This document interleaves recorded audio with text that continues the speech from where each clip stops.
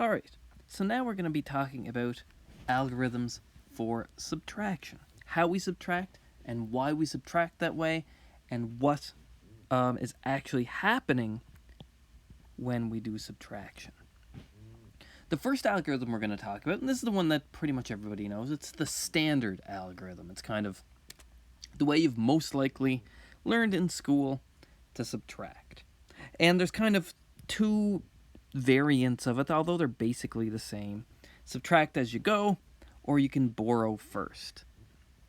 So again, it's kind of the same idea as addition. We're going to go place value by place value, starting at the smallest, ending at the largest, of course. So what we're going to do is we are going to subtract each place value starting at the ones.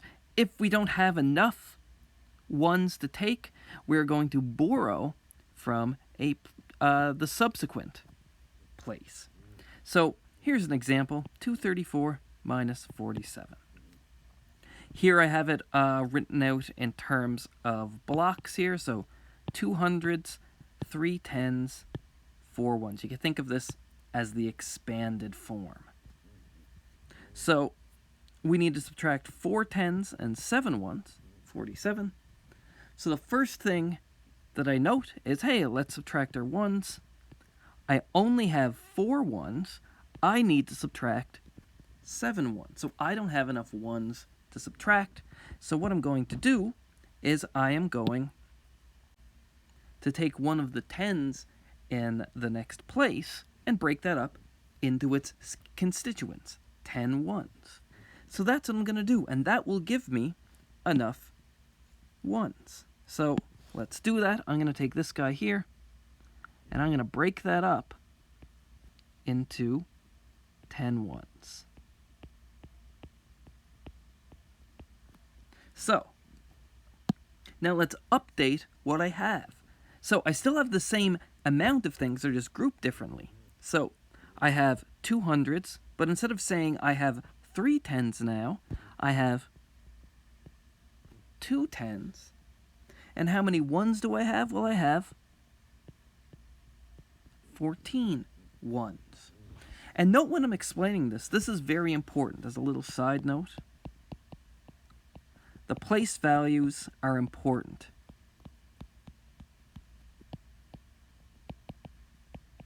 So I'm saying things like I'm breaking up 110 into 14 ones. If you're asked to explain this to a student or on a test or anything like that, make sure you do that. Make sure you're saying what you're doing in terms of each place value. So a lot of students would say maybe, well, I take, one of the 3s and I break it up to make 14. But that's not explaining exactly what's happening. You're missing out a lot on what's happening in terms of the place value. So it's much more accurate and very important to say that you're exactly what you're doing in terms of each place value. Okay, now that we've done that, we can subtract our ones. And this is the kind of subtracting as we go, of course. So we have 14 ones. We need to subtract 7. Let's do it. Here are my, here they are, 7 ones that I'm taking away. So they match up with those 7 ones that we need to take, and we're good to go.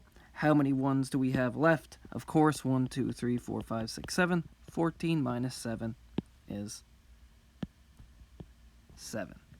All right. We do the same thing.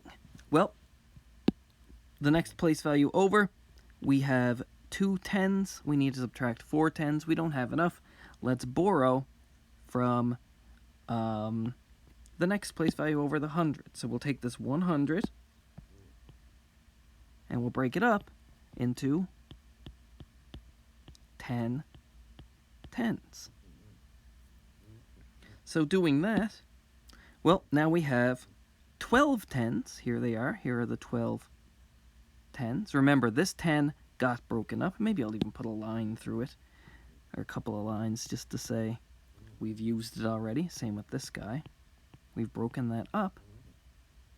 So we have 12 tens now. So I'm going to cross out this 2. I'm going to update it to say we have 12 tens and only 100 left because I took this 100 and I broke it up into 10 tens. Okay, now I have enough tens.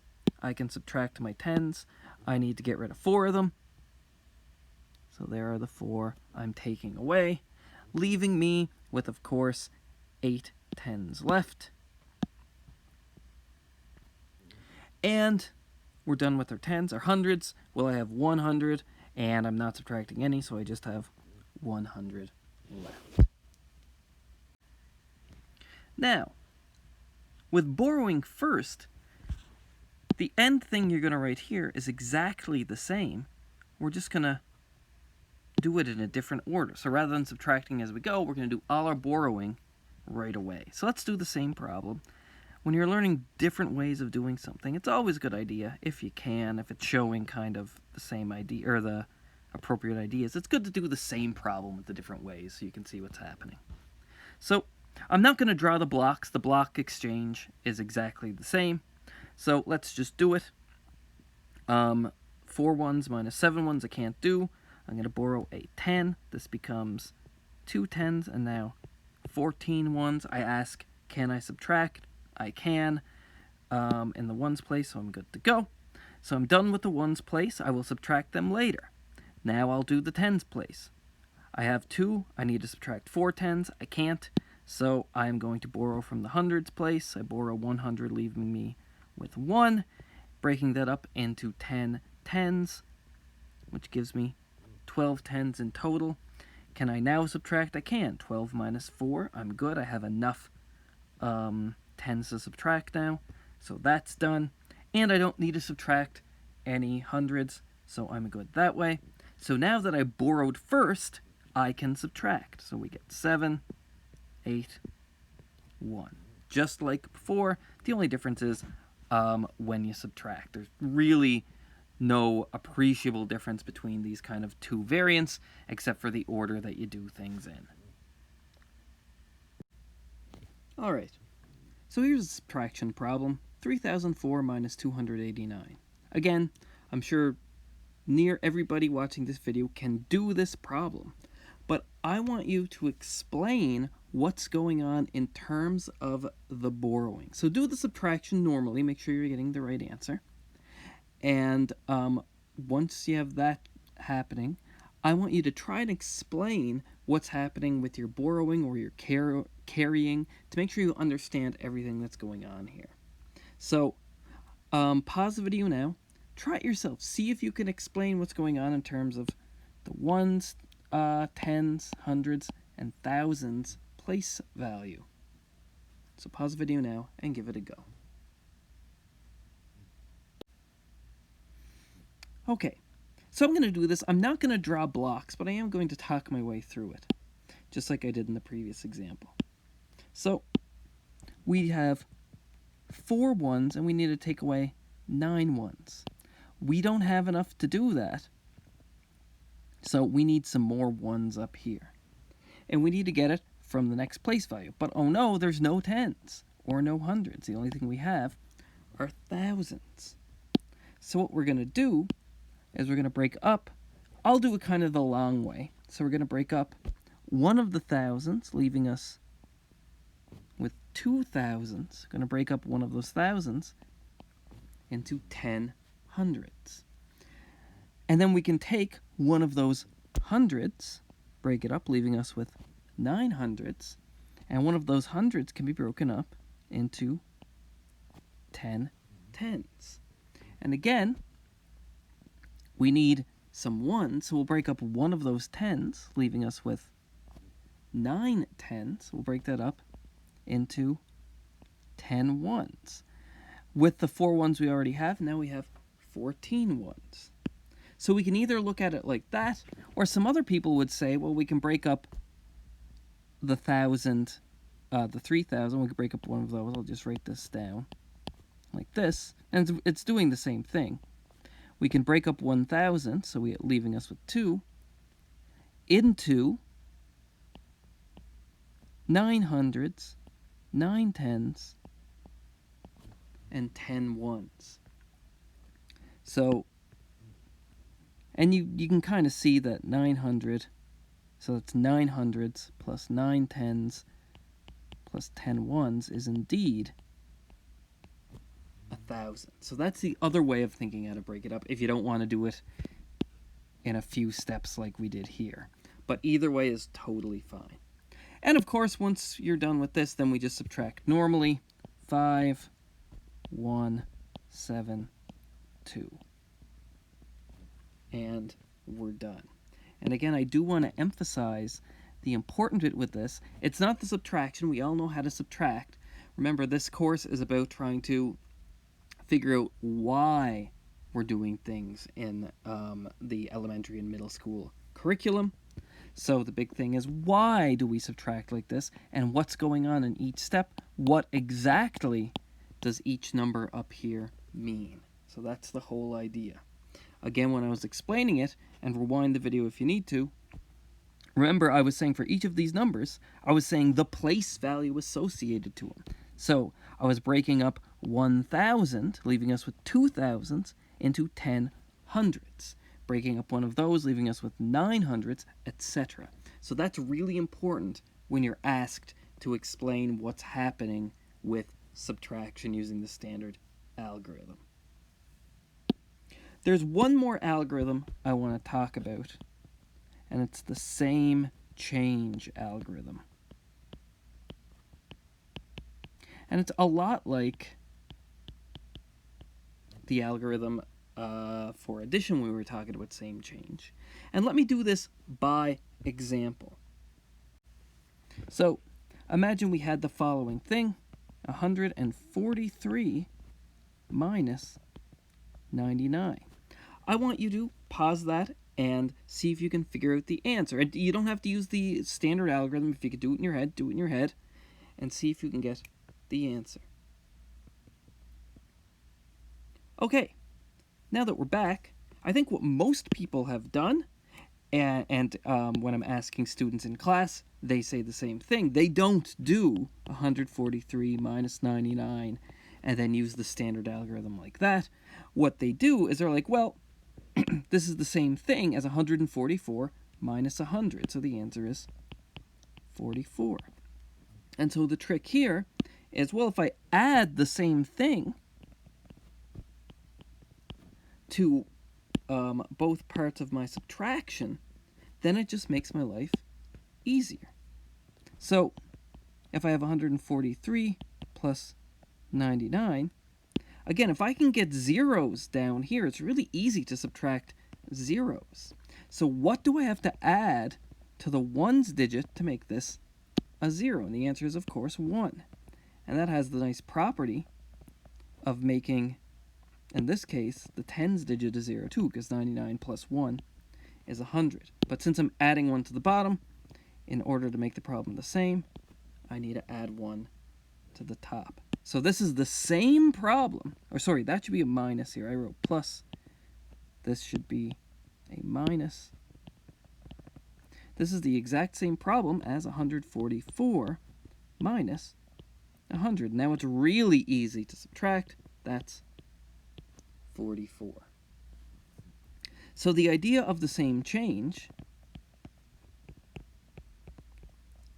is to add the same thing, because addition is pretty easy, to both numbers, so that the bottom number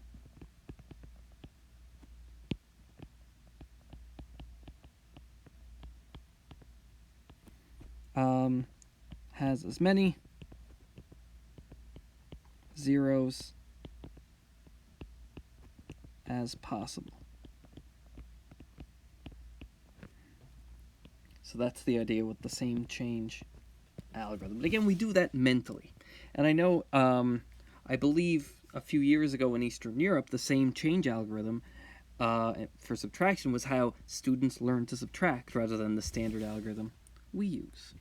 So just as a little example, let's do one more. Let's do something like 3,259 minus 1,671. So try to subtract that, this time using the same change algorithm. There's not only one way to do it, and you can do it in stages if you like as well, but if you can make this number here be 2,000, then we're good to go, because subtracting zeros down here would be very easy.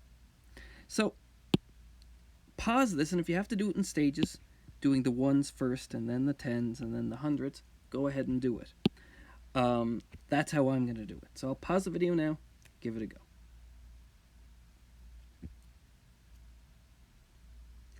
Okay, so now that we're back, in order to get a 0 here, I'm going to add 9 to the top and bottom. So this is the same problem as, well, 3259 plus 9 is 3,268. And 1671 plus 9 is 1,680. We have our first 0. That's great. Okay. Now let's figure out how to get a 0 here in the tens digit. So let's add 20 to both numbers, and that'll get a 0 here. So we'll add 20. And now this becomes the same problem as 3,288 minus 1,700. And again, we're almost done. How do we get a 0 here in the hundreds place? Well, we add 300. So I'm going to add 300 to the top and bottom.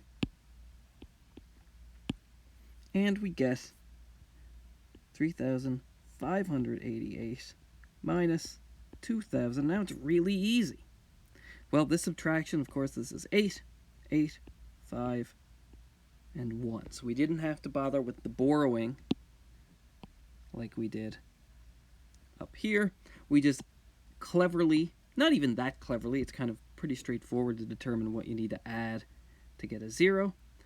We added 329 to both numbers to make this 2,000.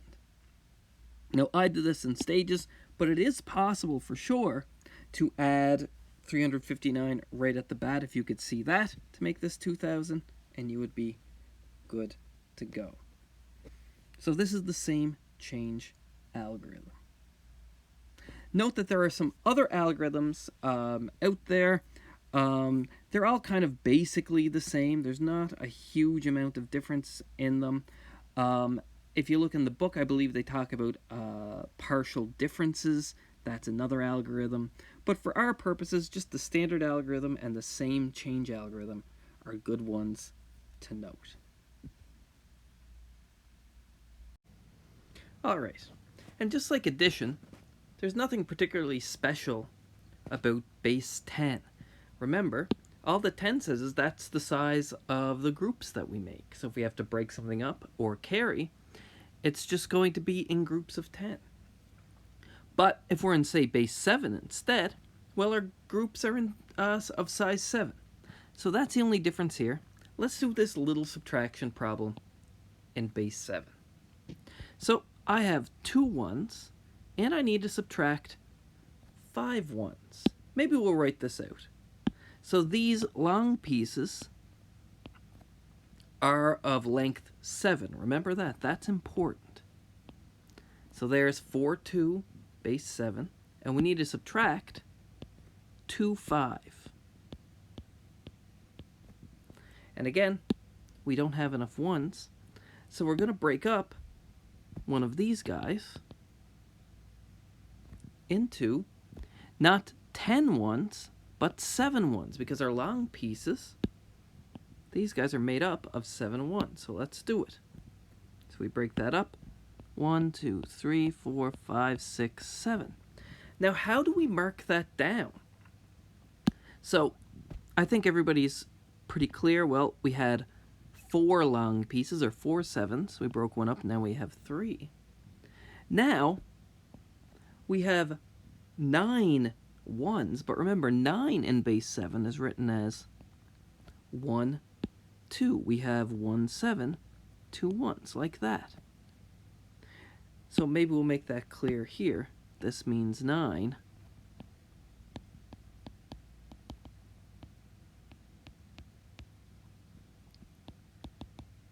In base 7. So that's, again, 1, 7, 2 ones. Remember, this digit here, this 9 digit, that doesn't exist in base 7. So we're thinking of this in base 7 as 9. So we have 9 ones. We need to subtract 5 ones. So we're left with 4 ones. You can see here are the 5 ones that I am getting rid of. And we're left with 4. Okay. And, well, then the 7's digit is quite easy. 3 minus 2 is 1. So 4, 2 minus 2, 5, base 7 is 1, 4, base 7. Let's try another one. Let's do a different base. Let's do maybe base 3. Let's do 2, 0, 1, base 3, minus 1, 1, 2, base 3. I'll draw out the blocks once more. We don't want to keep drawing out the blocks, but this is just to get a feel for what's happening. So we have 2 squares. These squares are 3 by 3, so there's 9 ones in each block. And we have no long pieces, but 1, 1. And we need to subtract 1 square, 1 long piece, and 2 ones. So what we're going to do is we need to borrow, of course, because we don't have enough ones. So we're going to break up one of the squares. We can't break up one of the long pieces because we don't have any. So we're going to break up one of the squares into, well, how many long pieces make up a square? 3. And how do we write 3 in base 3? Well, for any number n, we write base n, we just write it as 1, 0. So that's 1, 3, 0 ones. Remember, this is the 3 place value, base 3. All right, so now that we have these 3, we want to break up one of those to get some ones.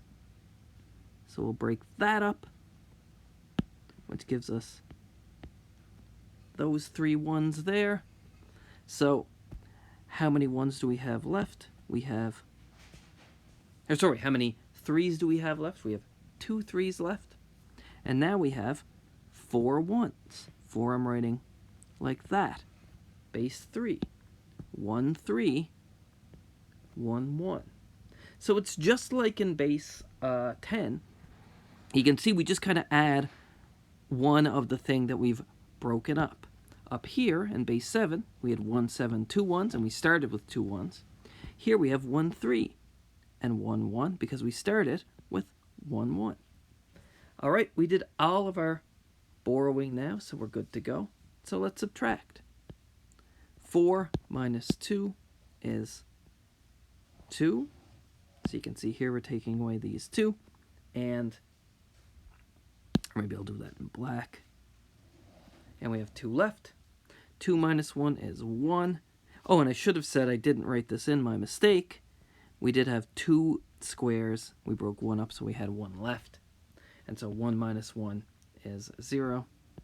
So our answer is 1, 2, base 3. So remember, you can always check these by adding the answer with the bottom number of the subtraction.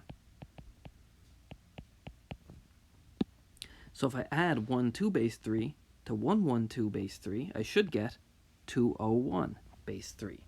1, 4 plus 2, 5, base 7 should give me 4 too. So you always have that check as well. So let me give you guys one or two to do. Try this one. Let's do base 8. Do 5, 0, 1, 2 minus 3, 4, 4, 6. And this is all base 8. So pause the video now. Using the same ideas that we did up here, try this one.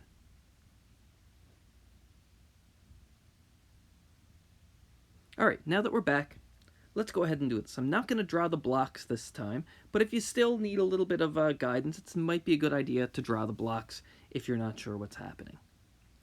So, we have 2 1s minus 6 1s. We don't have enough 1s. Let's borrow them from the 8 place value, the 8s. So, we have no 8s left, and we break up that 8 into 8 1s. So now we have 10 1s. 8 plus 2 is 10. I know it looks like 12, but remember this is base 8, so this is 8 plus 2. So 10 minus 6 is 4 1s left. All right, 0 8s, we need to subtract 4 8s. We don't have enough. Let's break up the next place value that we have, which is the cube's place value, or the 8 cube. 8 times 8 times 8, which is 512. So we have 5 cubes. We need to break one up, leaving us with 4. We break up 1 cube into 8. Remember, this is how you write 8, base 8. So we break up the 1 cube into 8 squares. Let's take one of those squares and break that up, leaving us with 7 squares. And that breaks up into 8 long pieces. And now we can subtract. 8 minus 4 is 4. 7 minus 3 is... 7 minus 4 is 3. And 4 minus 3 is 1. So 1, 3, 4, 4, base 8. Let's try one more. Let's do a base 12 one, and it's going to be a little bit difficult. I'll break this off just so we have enough room. Try this one. Try 4, 0, 0, A, 2 minus 3, 2, 9, B, 4. Try that. This is all base 12. So pause the video now.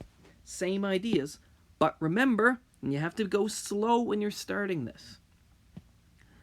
Make sure that when you take something from the next place value, when you break it up, there are 12 of them. And you always write 12 in base 12 as 1, 0. That is 12 in base 12.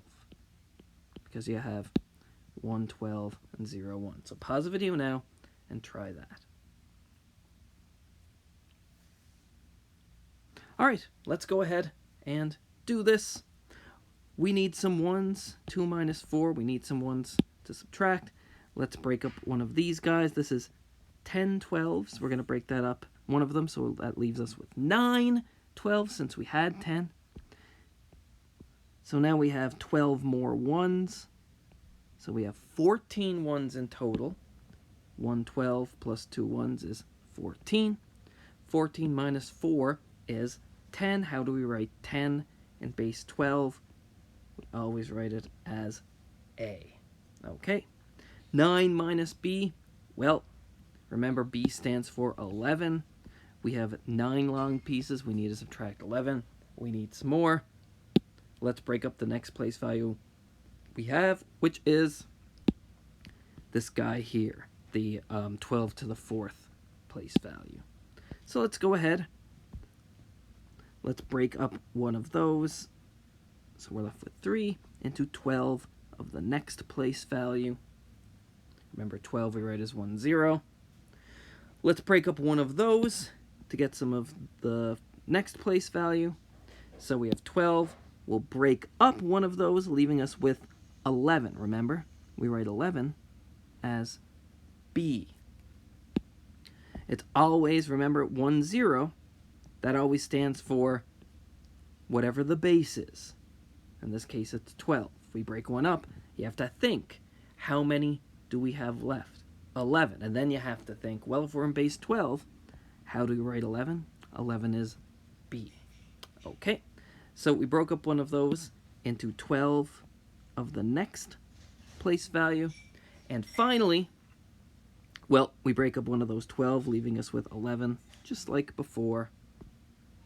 And now we have an extra 12, so 12 plus 9 is 21. So we have 21 long pieces, 12 to the 1 place value, 21 minus 11. And you have to think, it looks like 19, but it's really 21. Because we have 1 12 and 9 ones. 21 minus 11 is 10. So that's another A. 11 minus 9 is 2. 11 minus 2 is 9. And 3 minus 3 is 0. So we have 9 2AA base 12. So these are quite tricky, and I know that. If you're fine with addition, what you can do is you can make your own problem. So for practice. So if you want to do a base 12 one, just pick maybe, a 4-digit base 12 number, then another one. Add them, you'll get something. I guess we can just do this very quickly. Why not? So we get B plus 9, so that's 11 plus 9 is 20. So carry 12, there's 8 left. 1 plus 10 is 11, plus 6 is 17. Group 12 of them. There are 5 left. 1 plus 4 is 5, plus 11 is 16. Group 12 of those 16, there are 4 left. And finally, 1 plus 3 plus 2 is 6. So now that you did that addition, you could do a subtraction. 6, 4, 5, 8, minus either one of these two numbers, say 3, 4, A, B, and see if you can do that, because you know what answer you're supposed to get. You're supposed to get this guy. So you can invent as many problems as you like. You get practice doing some addition, and then you can practice your subtraction and see if you get the answer that you expect. And that is subtraction and other bases. I strongly suggest that you do practice a whole bunch of these because it is a little bit different than what you're used to in base 10. You just have to go slow and think about each step. And the reason we're doing this is because base 12 and other bases like base 12, base 7 aren't intuitive to you, so you really have to think about each step and you have to understand what subtraction means. So that's really important. That's the whole idea with doing this stuff in other bases.